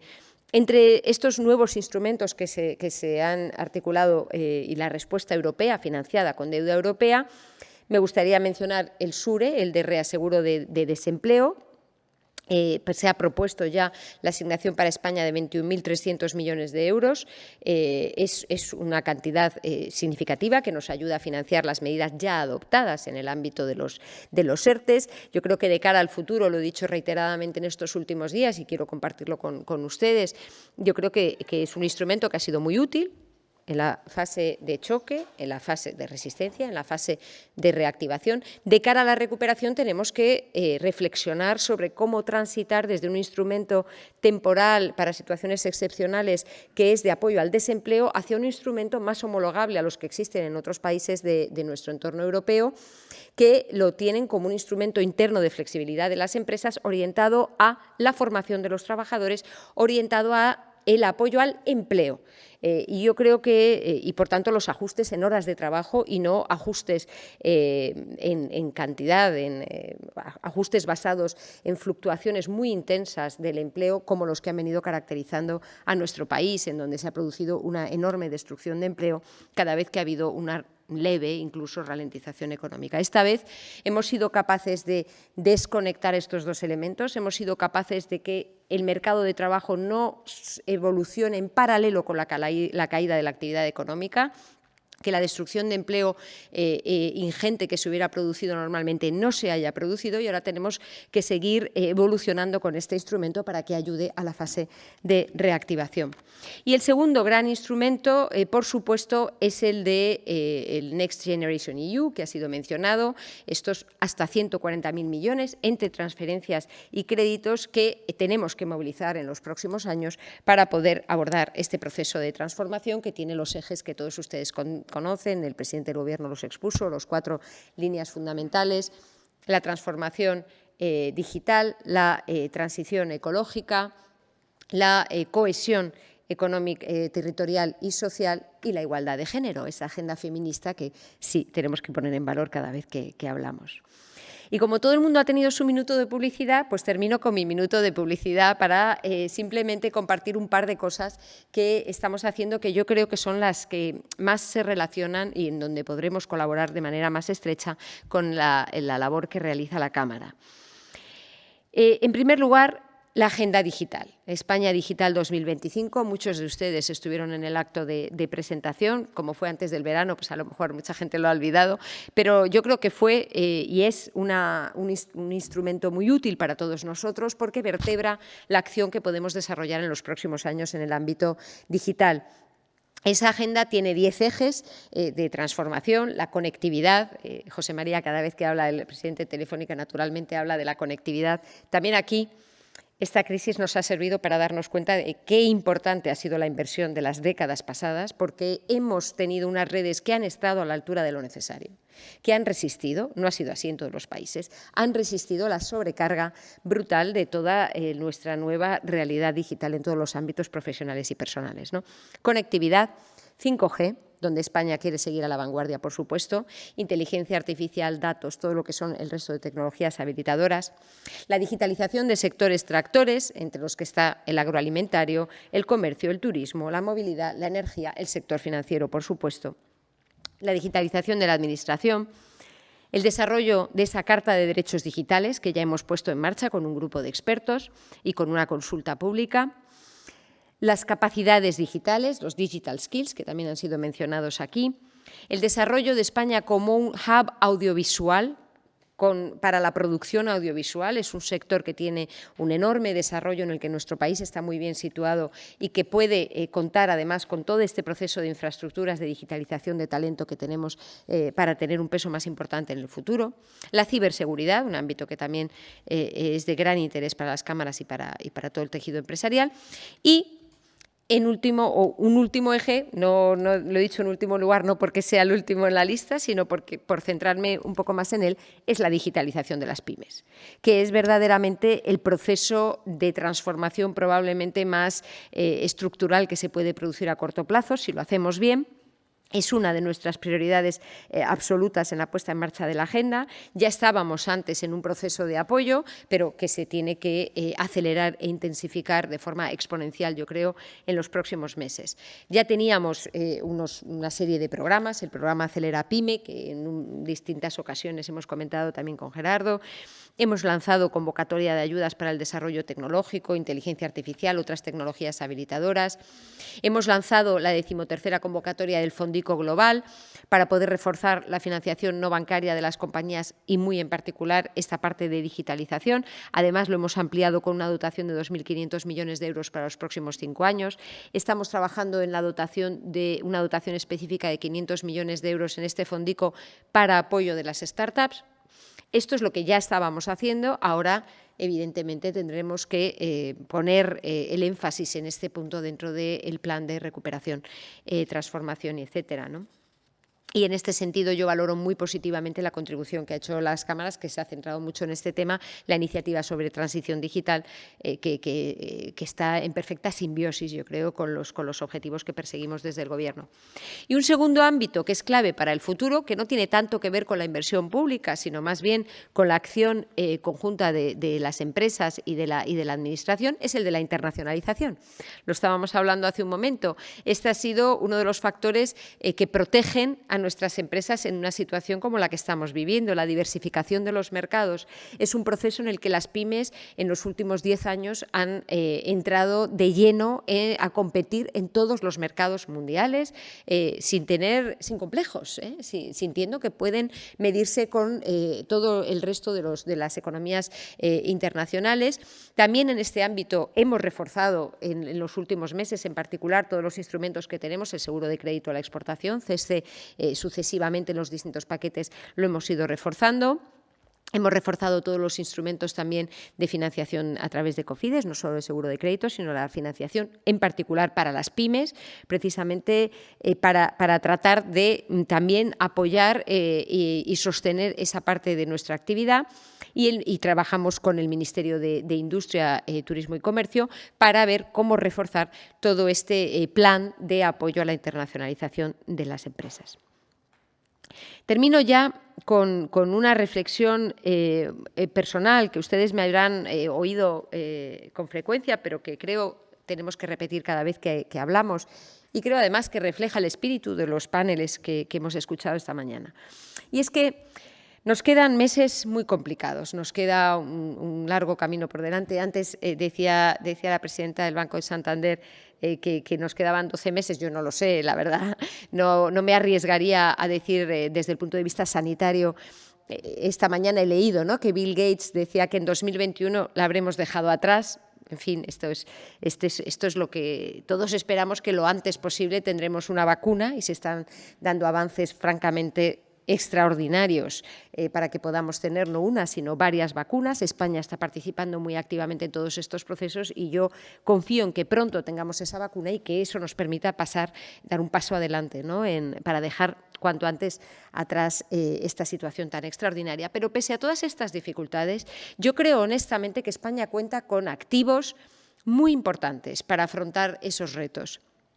Creo que tenemos capacidades superiores a lo que nos creemos y que tenemos que tener más confianza en nosotros mismos. Tenemos que seguir trabajando duro porque la meta a la que todos queremos llegar es clara, es compartida, y ahora digo algo más de esto, y yo creo que es alcanzable si todos arrimamos el hombro, que es una idea que se ha compartido también aquí esta mañana.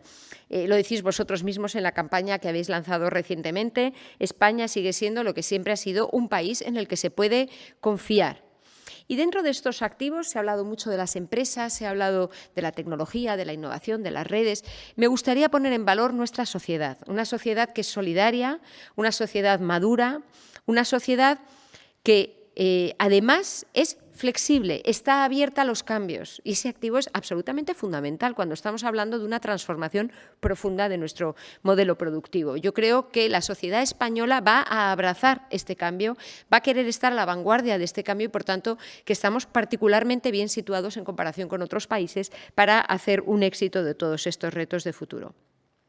Y decía que tenemos un diagnóstico compartido. Y este es un tema con el que me gustaría cerrar, y es que en todas las reuniones a las que yo voy, nacionales, internacionales, y en todos los encuentros que yo tengo con el sector privado, sean encuentros públicos como el que estamos teniendo hoy o encuentros informales e individuales, yo creo que el diagnóstico es absolutamente compartido de cuál es la situación de nuestro país, sus puntos fuertes, sus puntos débiles, sus oportunidades, sus retos y riesgos. Creo que la receta también es ampliamente compartida. Yo no he escuchado en estos 2 años que llevo de ministra ninguna idea distinta de la que el Gobierno ha estado impulsando durante estos 2 años, de las que hemos venido defendiendo y de las que van a formar parte de ese plan en el que estamos trabajando. Yo creo que existe un fuerte consenso sobre que este es el momento de la unidad, que tenemos que remar todos en la misma dirección, que tenemos una orientación clara y si trabajamos juntos podemos superar estos retos, y por eso me resulta tan difícil entender que este consenso y esta unidad no se refleje en todos los ámbitos de nuestro país y no haya logrado todavía, yo estoy convencida de que sí va a ser así, pero que todavía haya algunas personas que no son conscientes de que este es el momento de arrimar el hombro y no de basar nuestra acción en las diferencias que siempre existen entre nosotros, sobre todo cuando me parece evidente que es mucho más lo que une al conjunto de la sociedad española y existe un amplio consenso social que tendría que reflejarse también en el ámbito político. Termino con esta idea, ¿no? Vamos a seguir trabajando juntos.